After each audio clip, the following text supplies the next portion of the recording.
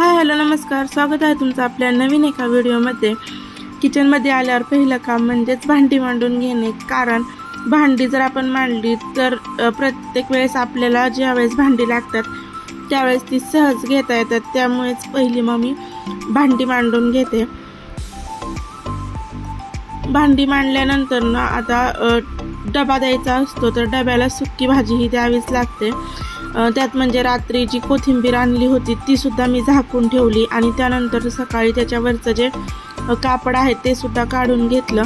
तर आता मला भेंडीची भाजी सुद्धा करायची आहे। त्याआधी सगळ्यात आधी मी ठेवला आहे चहा। तोपर्यंत भेंडी पाण्यात घालून ठेवली होती। आता एवढीशी भेंडी 2 डब्यांना पुरेशी नाही, तर दुसरी काहीतरी मला भाजी करावीच लागणार। पण त्याआधी पीठ मळून घेतलं। पीठ मळलं म्हणजे जी आपली बकरी आहेत त्यांना सुद्धा ते चारता येतं। तोपर्यंत या इथे चहा चांगला आपला उकळला होता। चहा उकळल्यानंतर सगळ्यांना सोबत देता येत नाही, ज्याची जशी आंघोळ होईल तसा तो चहा द्यावा लागतो। रात्रीची भाकरी राहिल्या होत्या त्यामुळे त्या सुद्धा भिजत घातल्या त्याचा चिवडा करण्यासाठी। शिळ्या भाकरीचा चिवडा खरंच खूप छान लागतो। आता चहा गाळून घेतला। भेंडीची भाजी करण्याआधी म्हटलं डब्याला सुक्क काहीतरी द्यावं, त्याच्यामुळे शेंगदाण्याची चटणी सुद्धा केली। साईला शेंगदाण्याची चटणी पण आवडते आणि भेंडी सुद्धा आवडते।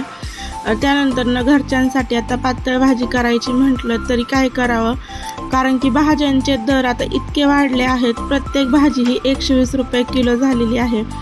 त्यामुळे जे खटल्याचं घर आहे त्यांना कडधान्य करायलाच परवडतं असं म्हणायला काही हरकत नाही। कारण की एवढ्या महागाच्या भाज्या अर्धा पाव किलो तरी भाजी आम्हाला लागतेच, त्यामुळे आम्हाला कडधान्य करायला चांगलं पडतं। तर आता मला करायची होती हरभऱ्याचं जे आपण कटाची आमटी करतो तीच करणार होते। त्यासाठीचं सगळं वाटण मी इथे काढून घेतलं। तोपर्यंत पुन्हा दुसरीकडे चहा गरम करायला ठेवला।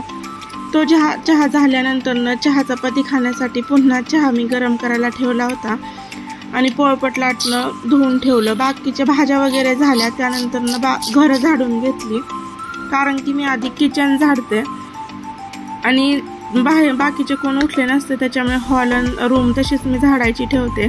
तर आता चपात्या करत असताना एकीकडे चहा चपातीचा नाश्ता सुद्धा चालू होता, कारण की सासू सासऱ्यांना शेतात जायचं होतं, साईला शाळेत जायचं होतं, तसेच मिस्टर सुद्धा नाश्ता करायचे बाकी होते।